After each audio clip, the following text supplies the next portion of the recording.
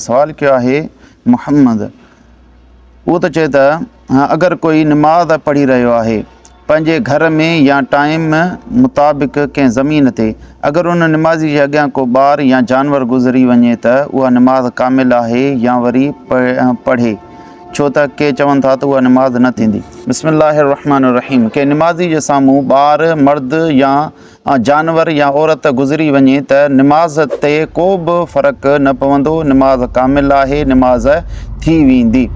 पर जेको गुज़रे थो उन जे लाइ ॿ सूरतूं आहिनि। जेकॾहिं निमाज़ी कंहिं नंढी मस्जिद में या नंढे कंहिं घर में निमाज़ पढ़े थो त उन जे अॻियां गुज़रणु जाइज़ नाहे, मुतलक़न मकरूह आहे उन जे लाइ। छाजे करे जो नबी करीम सल्लल्लाहु अलैहि वसल्लम इन ते सख़्तु वईद बयानु फ़रमाई आहे।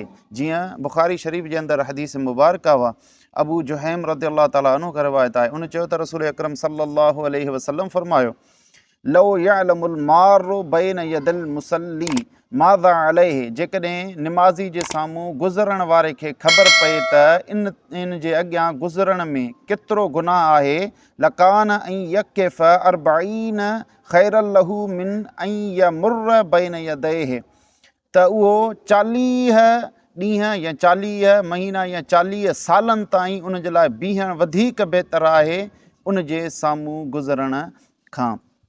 हिन हदीस मुबारक मां मालूम थियो त निमाज़ी जे साम्हूं गुज़रणु सख़्तु गुनाह आहे। इन करे जेको निमाज़ी जे साम्हूं गुज़रंदो उहो गुनाहगार थींदो, निमाज़ ते को बि फ़र्क़ु न पवंदो। पर जेकॾहिं वॾी मस्जिद आहे या खुलो मैदान आहे त उन सूरत में निमाज़ी जे साम्हूं 3 सिफ़ुनि खां अॻिते गुज़री सघे थो। 3 सिफ़ुनि जे अंदरि गुज़रणु नाजाइज़ आहे, मकरूह आहे।